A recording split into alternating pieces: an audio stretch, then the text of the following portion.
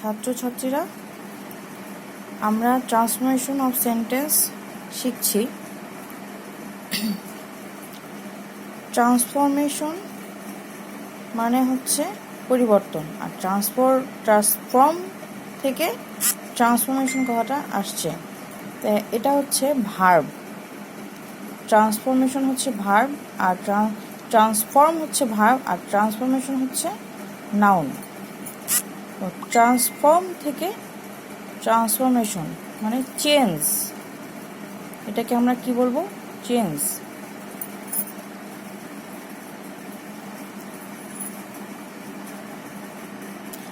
আগের ভিডিওতে যেটা আপলোড করেছিলাম সেখানে 7টি রুল দেওয়া আছে। এই 7টি রুলগুলো আমরা আগে শিখে নিব।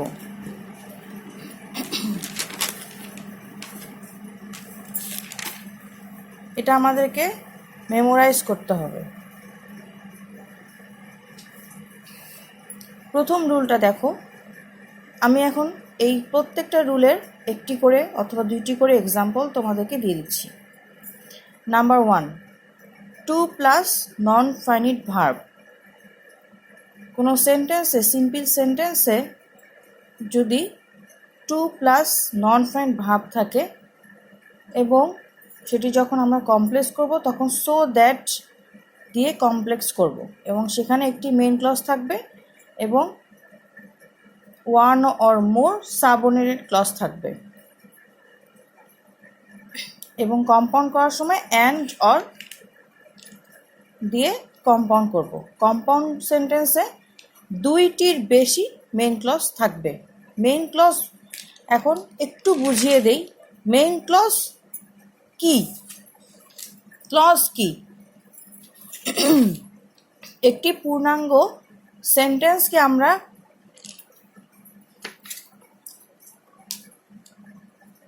সাধারণত ক্লজ বলে থাকি। যেমন আই লিভ ইন ঢাকা।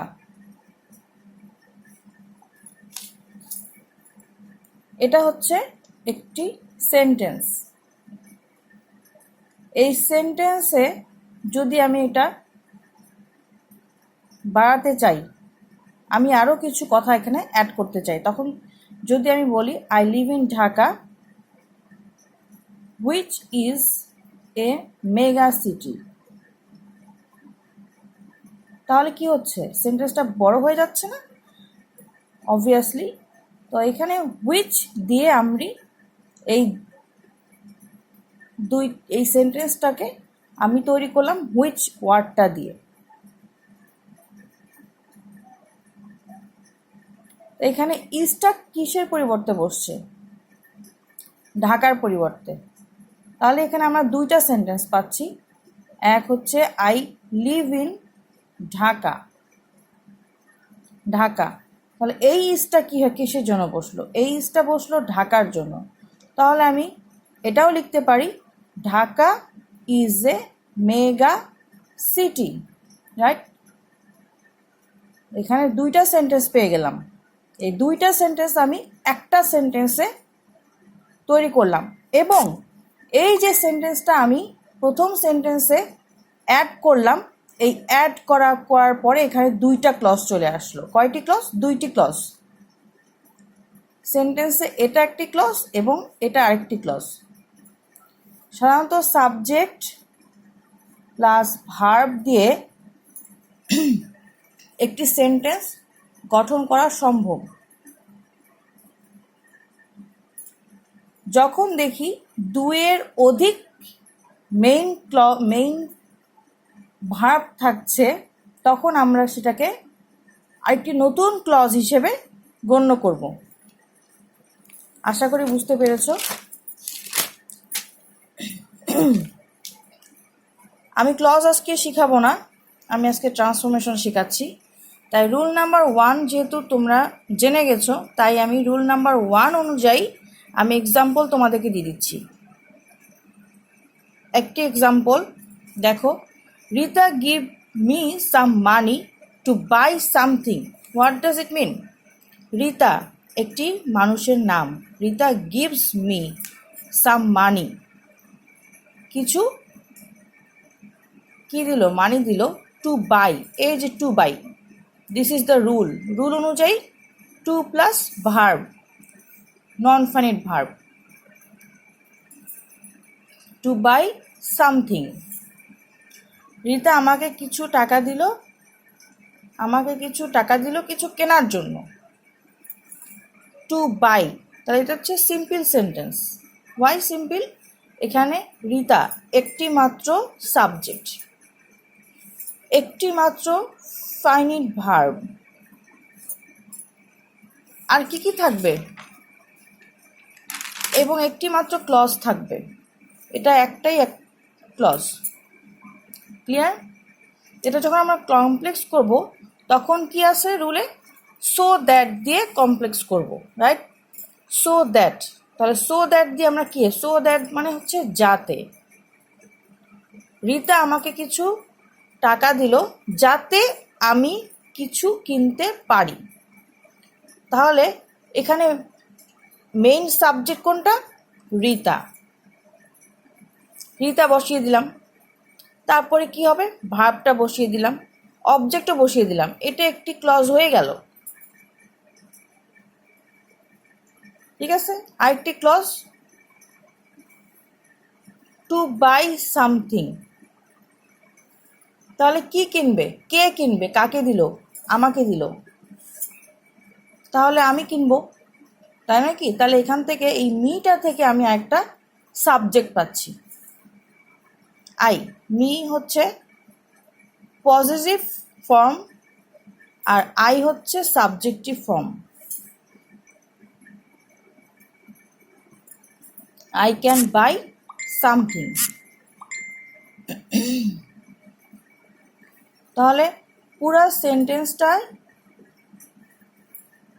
এই যে একটি ক্লজ, এই ক্লজটাকে আমি ঠিক জায়গায় রাখলাম এবং নতুন করে আমি আরেকটা ক্লজ তৈরি করব, সেটা সো দ্যাট দিয়ে। সো দ্যাট যুক্ত করে দিলাম রুল অনুযায়ী, এবং এটার সাবজেক্ট কি হবে, আই। মি থেকে আই হলো সাবজেক্ট বানালাম। যেহেতু কমপ্লেক্স সেন্টেন্সে one or more subordinate clause থাকে এবং একটি মাত্র মেইন ক্লজ থাকে, তো মেইন ক্লজ আমি মেইন ক্লজটা দিয়ে দিলাম এবং সো দ্যাট দিয়ে আরেকটি সাবঅর্ডিনেট ক্লজ তৈরি করব। লেখা আছে কি, একের বেশি, এক অথবা তার বেশি, আমরা একটি করতে পারবো এখানে। So that I can buy something. প্রথমে অর্থটা বুঝো, অর্থটাকে কি বলছে, তারপরে সে অনুযায়ী সেন্টেন্স করলে, কমপ্লেক্স করলে বুঝতে পারবে যে রুল অনুযায়ী ঠিক আছে কি না। কম্পাউন্ড, এবার কমপ্লেক্স থেকে কম্পাউন্ড করবো কেমন করে। কম্পাউন্ডের রুলটা কি, কম্পাউন্ড সেন্টেন্সটা কেমন, কম্পাউন্ড সেন্টেন্সে দুয়ের অধিক মেইন ক্লজ থাকবে, দুয়ের অধিক মেইন ক্লজ থাকবে। যেহেতু দুয়ের অধিক মেইন ক্লজ থাকবে তাই এখানে সাবঅর্ডিনেট কোনো ক্লজ থাকবে না। তাহলে আমরা দুইটা সেন্টেন্স তৈরি করতে পারবো ইজিলি। কি দিয়ে, রুল অনুযায়ী অ্যান্ড দিয়ে। তাহলে কি হচ্ছে, এখানে তো একটা মেইন ক্লজ পেয়ে গিয়েছি, Rita gives me some money, Rita gives me some money and I buy something.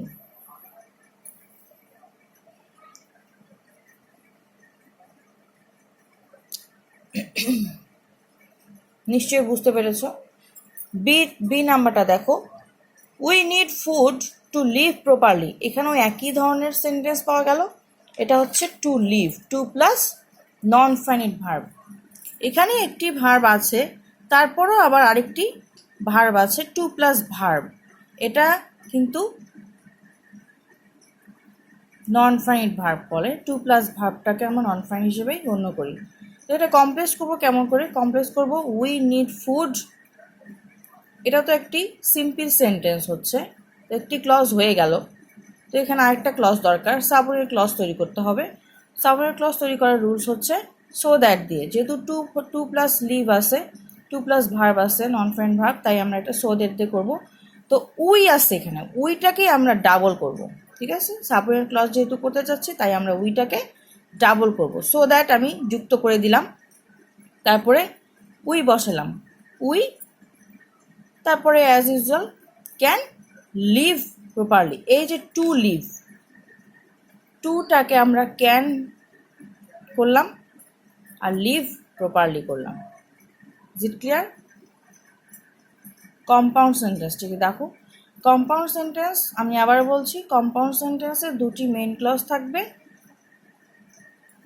Main clause আমরা পেয়ে গিয়েছি, একটি হচ্ছে, কিন্তু এখানে দেখো, এখানে যখন আমরা কমপ্লেক্স করেছি তখন কিন্তু ক্যান আসছে, কিন্তু কম্পাউন্ড করার সময় আমরা ক্যানটা দেইনি। আবার এখানেও আমরা তাই করব, এখানে we need food and we live properly, যাতে আমরা প্রপারলি বসবাস করতে পারি, ঠিকভাবে বসবাস করতে পারি, তাই আমাদের খাবারের প্রয়োজন, আমাদের প্রয়োজন খাবারের, যাতে আমরা পারি বাস করতে ঠিকঠাকভাবে। আর এখানে দেখো, আমরা আমাদের প্রয়োজন খাবার এবং আমরা বসবাস করব প্রপারলি, এবং আমরা প্রপারলি বসবাস করতে পারবো, এটা লেখাটা অযৌক্তিক, তাই এখানে শুধু আমরা বলেছি এই সো দ্যাটে ক্যান কথাটা ব্যবহার করা হয়েছে, কিন্তু কম্পাউন্ডে ক্যান ব্যবহার করা হয়নি। Rule number 1 has been finished. Rule number 2, rule number 2তে কি আছে দেখো, রুল নাম্বার 2তে ইনস্পাইট অফ অথবা ডেসপাইট, এইটা যদি থাকে তাহলে শর্টকাটভাবে আমি তোমাদেরকে এই চার্টের মাধ্যমে শেখাচ্ছি, যেটা যাতে তোমরা ভালোভাবে বুঝতে পারো। ইনস্পাইট অফ মানে পরিবর্তে, এটা যদি থাকে তাহলে কমপ্লেক্স করার সময় আমরা দো অথবা অলদো ব্যবহার করব, এবং কম্পাউন্ড করার সময় বাট ব্যবহার করব। তাহলে এখানে দেখো এই সেন্টেন্সটিতে কি লেখা আছে, in spite of being poor he helps the other people. In spite of মানে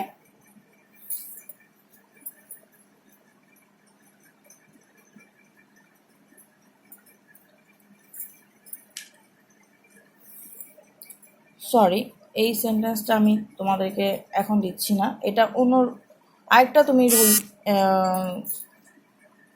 এক্সাম্পল দেখো, ইনস্পাইট অফ ইনস্পাইট,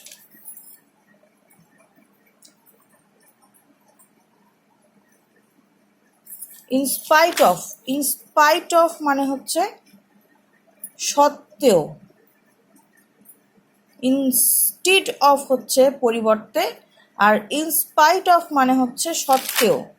তাহলে in spite, in spite of, হ্যাঁ সেন্টেন্সটা ঠিক ছিল, in spite of being poor, poor কিন্তু কথাটা উচ্চারণ হবে পোয়া, কিন্তু আমরা পোয়া উচ্চারণ করি না, ঠিক আছে, এটা হবে poor,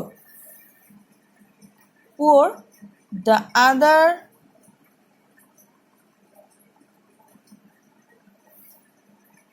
he helps the other people, এটা মানেটা কি হচ্ছে, in spite of being poor, in spite of মানে হচ্ছে সত্ত্বেও, সত্ত্বেও মানে পুয়ার হওয়ার সত্ত্বেও, পুয়ার মানে কি গরিব, গরিব হওয়া সত্ত্বেও সে অন্য লোকজনকে সাহায্য করে, হি helps the other people. Obviously this is a simple sentence, simple sentence, আমরা অত কিছু দেখবো না, সাবজেক্ট কয়টা, ভার্ব কয়টা, আমরা শুধু দেখবো এখানে ইনস্পাইট আছে, আমাদের রুলে ইনস্পাইট অফ আছে, তার মানে এটা সিম্পল সেন্টেন্স, আর কিছু দরকার নেই। এখন এটা আমরা কমপ্লেক্স করব কেমন করে, কমপ্লেক্সে তখন আমরা কিন্তু ইনস্পাইট অফ ব্যবহার করব না, তখন কি ব্যবহার করব, দো, THOUGH, দো অথবা অলদো, দো, এই যে be verb being, being what type of verb it is হচ্ছে বি ভার্ব, বি ভার্ব থেকে এসেছে, আর বি ভার্বে কি কি, বি ভার্বে কি কি থাকে, am, is, are, was, were, be, being, been, এসব হচ্ছে বি ভার্ব। ক্লিয়ার? তো এইখানে যেহেতু হি আছে, হি এর জন্য আমরা কি বসাবো? ইজ বসাবো। হি এর জন্য কি বসাচ্ছি? ইজ। বিং ভার্বটা হচ্ছে, বিং হচ্ছে বি ভার্ব। বি ভার্বের একটা টাইপ হচ্ছে বিং। বিং কথাটা আমরা ইজ হিসেবেও লিখতে পারি। দো হি ইজ পুয়ার, এখন আমরা একটা কমা দেব এখান থেকে এইটুকু। He helps the other people. এখন কম্পাউন্ড, কম্পাউন্ডটা কি করব? কি দিয়ে যুক্ত করতে হবে? একটা সাবনের ওয়ার্ড দরকার, এটা কি? But. He is poor but he helps the other people. একটি সেন্টেন্স, একটি এক্সাম্পল দেই, দেখো তোমরা বাসায় করতে পারো কিনা।